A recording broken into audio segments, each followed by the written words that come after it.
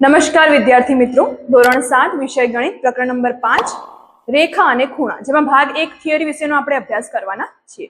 તો પહેલા પાયાની એવી માહિતી મેળવી લઈએ કે જે પહેલા તમે ભણી ગયા છો, પણ આપણે થોડી ધૂળ ઉડાવી દઈએ.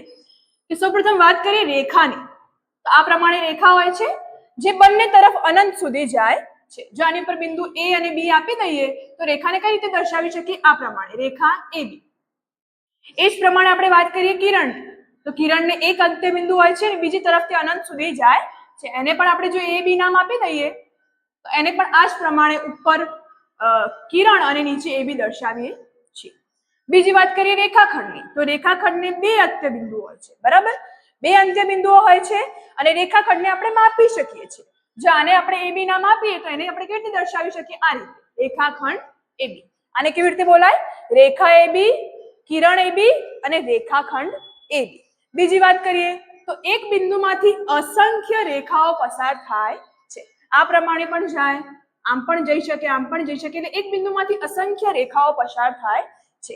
એ જ પ્રમાણે જો આપણે બે દોરીએ તો બે બિંદુમાંથી કેટલા પસાર થાય એવો પ્રશ્ન પૂછાય તો બે બિંદુમાંથી ફક્ત એક જ રેખા પસાર થાય છે. બીજી પસાર કરવી હોય તો આ બિંદુમાંથી થાય, બંનેમાંથી સાથે પસાર થતી નથી. તો એક બિંદુમાંથી અસંખ્ય અને બે બિંદુમાંથી ફક્ત એક જ રેખા પસાર થાય છે. હવે વાત કરીએ આપણે ખૂણાઓની, તો ખૂણાઓમાં પણ આપણે જોઈએ કે કેટલાક પ્રકારો છે, એમાં આપણે આટલા પ્રકાર વિશે આજે અભ્યાસ કરવાનો છે. બીજા પણ છે, બીજા પણ આવે છે, પણ આપણે ધોરણ 7 ની અંદર હાલ આટલા જ જોવાના છે. આપણે વાત કરીએ લઘુકોણની, કે લઘુકોણ એટલે શું? તો આપણને જે ખૂણો આપેલો છે તેનો માપ જો 0 થી 90 અંશની વચ્ચે હોય, ખૂણાનું માપ, આપેલા ખૂણાનું માપ 0 થી 90 અંશની વચ્ચે આપેલું હોય તો તે લઘુકોણ કહેવાય. એ જ પ્રમાણે આપણે જોઈએ કાટકોણ, તો બરાબર 90 અંશ, એક્ઝેક્ટ 90 અંશ માપ આપેલું હોય તો એને કાટકોણ કહેવામાં આવે છે. એ જ પ્રમાણે આપણે વાત કરીએ ગુરુકોણની, તો 90 અંશથી 180 અંશ વચ્ચે આપેલું હોય, 90 અંશથી 180 અંશ વચ્ચે આપણને માપ આપેલું હોય ખૂણાનું તો તે ખૂણો ગુરુકોણ બનશે. ફરીથી વાત કરીએ 0 થી 90 લઘુકોણ, 90 એટલે કાટકોણ અને 90 થી 180 એટલે ગુરુકોણ, બરાબર? હવે આપણે વાત કરીએ કોટીકોણની, તો આપણને કાટકોણ અને કોટીકોણ એક જ દેખાય છે, એક જેવું લાગે છે પણ અલગ છે મિત્રો. કોટીકોણની જોડ હોય છે, બરાબર? તો કોટીકોણની જોડ એટલે શું? તો કે કોટીકોણની માપનો સરવાળો, કોટીકોણની જોડના ખૂણાઓના માપનો સરવાળો 90 અંશ થાય છે. એટલે કે આપણે લઈએ કે જોડમાંથી કોઈ એક ખૂણાનું માપ, ધારો કે એક્ઝામ્પલ આપણે લઈએ ઉદાહરણ તરીકે કે ભાઈ 60 છે, તો એની બીજી જોડને બીજા ખૂણાનું માપ શું બને? તો આપણે જોઈએ કે ભાઈ બંનેનો સરવાળો 90 છે. હવે એક 60 મળે તો બીજો કેટલો હોય? 90 માંથી બાદ કરો 60 તો કેટલા થાય?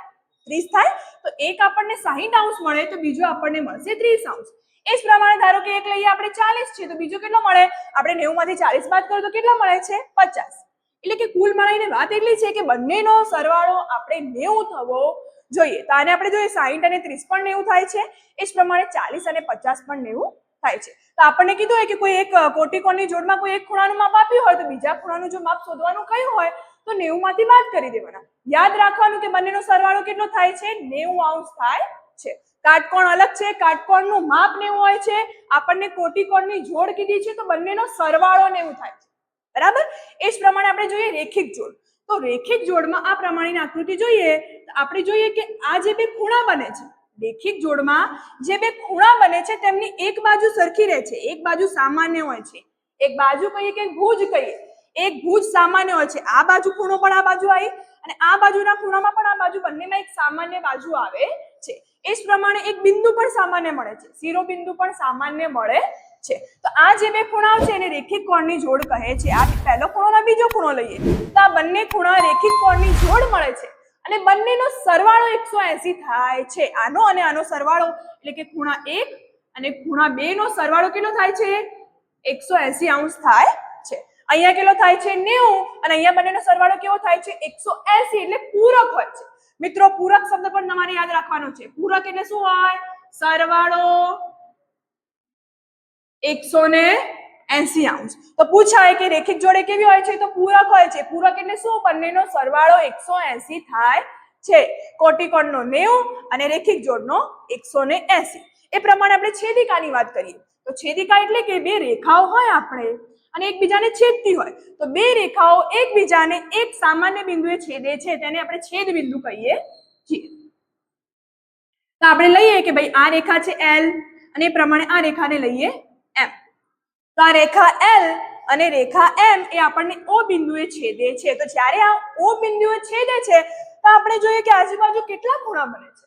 આ બિંદુની આજુબાજુ આપણે જોઈએ કે 1 2 3 અને 4 ખૂણા બને છે. 1 2 3 અને 4 ખૂણા બને છે. તો આ છેદિકા પરથી આ એક બિંદુમાં જે છેદે છે એની આજુબાજુ 4 ખૂણાઓ બને છે અને આ 4 ખૂણાઓમાં જે સામસામેના ખૂણાઓ છે એ અભિકોણની જોડ બનાવે છે. તો આપણે અભિકોણ વિશે અભ્યાસ કર્યો કે અભિકોણ શું છે તો અભિકોણની જોડ તો કઈ બનશે સામસામેના કયા ખૂણા બને છે બે રેખાઓ એકબીજાને છેદે તો સામસામેના કયા ખૂણા બને છે તો 1 અને 3 તો ખૂણો 1 અને ખૂણો 3 એ જ પ્રમાણે આપણે લઈએ કે આમાં સામેનું જોઈએ તો ખૂણો 2 અને ખૂણો 4 તો આ બંને શું બને છે આ એક જોડ ને આ એક જોડ આ બંને જોડ અભિકોણની જોડ બને છે અને બંને સામસામે કેવા હોય છે ખૂણા સરખા હોય છે.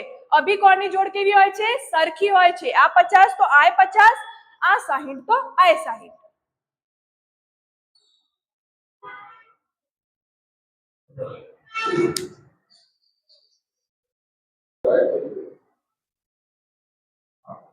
હા પડશે તો હવે આપણે જોઈએ કે બે સમાંતર રેખાઓ અને તેમની એક છેદિકા. તો સૌપ્રથમ આપણે જોઈએ સમાંતર રેખાઓ એટલે શું તો કે બે રેખાઓ આપણે હાલ જોઈએ કે બંને રેખાઓ એકબીજાને છેદતી હતી પણ એવી રેખા કે એ બંને રેખાઓ ક્યાંય પણ આગળ જઈને એકબીજાને ક્યાંય છેદશે નહીં એટલે કે રેલવેના પાટાની જેમ આગળ જઈને ક્યાંય એ લોકો છેદવાના નથી. આ બે આપણે લીધી રેખાઓ તો એવી સમાંતર એનો મતલબ એ છે કે આગળ જઈને પણ ક્યાંય એકબીજાને કોઈ પણ બિંદુએ છેદવાના નથી. એ બે રેખાઓને સમાંતર રેખાઓ કહેવામાં આવે છે. તો આ બે સમાંતર રેખાઓની એક છેદિકા તો આપણે લીધું કે આ એક રેખા છે રેખા L અને રેખા M. તો રેખા L અને M સમાંતર છે તો સમાંતર કેવી રીતે દર્શાવી શકાય તો મિત્રો આ L અને આ M સમાંતર માટે આમ બે ઊભા લીટા કરવાના છે. એનો અર્થ એમ છે કે રેખા L અને રેખા M એ સમાંતર છે. એને એક છેદિકાનું નામ આપીએ કે T. તો રેખા L અને રેખા M સમાંતર રેખાઓને રેખા T એ અલગ અલગ બે બિંદુઓ પર છેદે છે.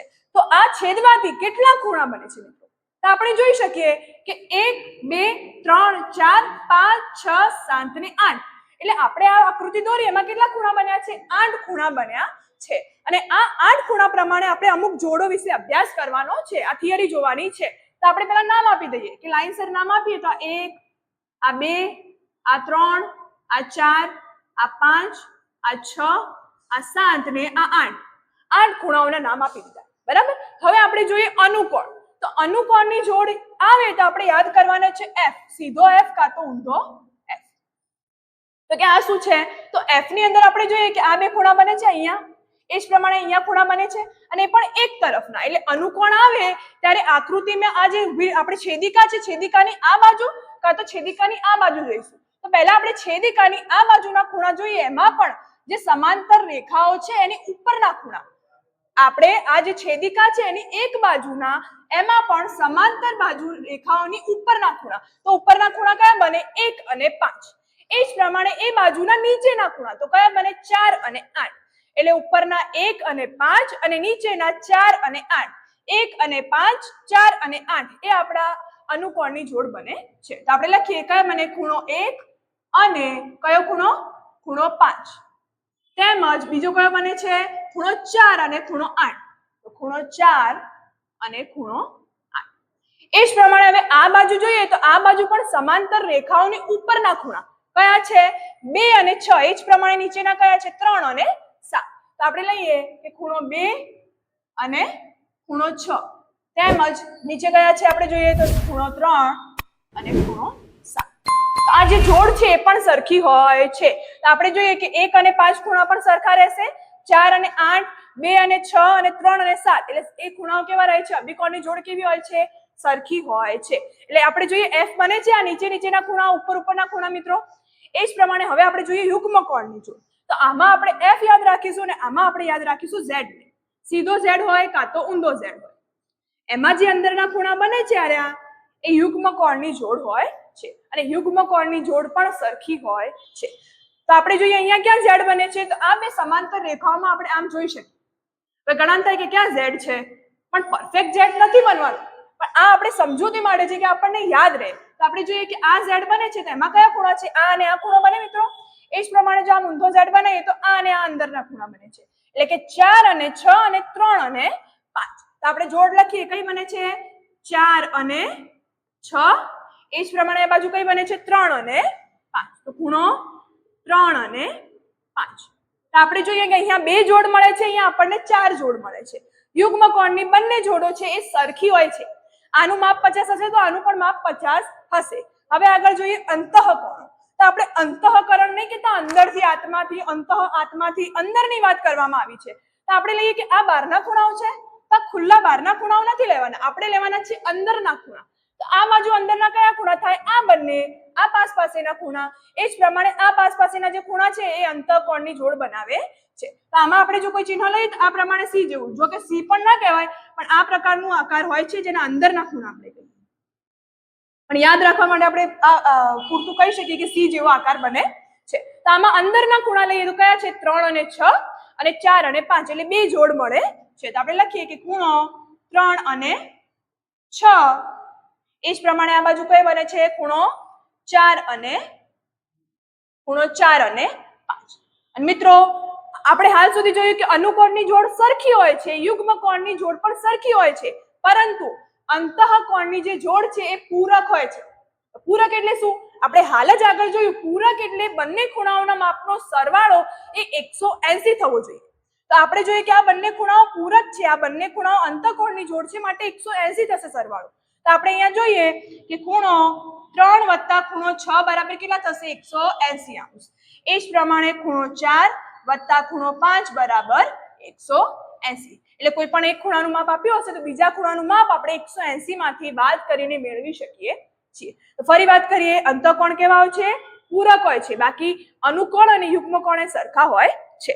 હવે વાત કરીએ અભિકોણની, તો આગળ જ આપણે જોયું કે ચોકડી આકાર હોય છે, બરાબર. તો આપણને અહીંયા થાય કે ચોકડી આકાર ક્યાં છે, આ ચોકડીના આમ છે ભાઈ, ચોકડી સીધી કરી એટલે પ્લસનો નિશાન બને છે, તમે જોઈ શકો છો. આ આડું આમ જોઈએ તો આ ક્રોસ બને છે.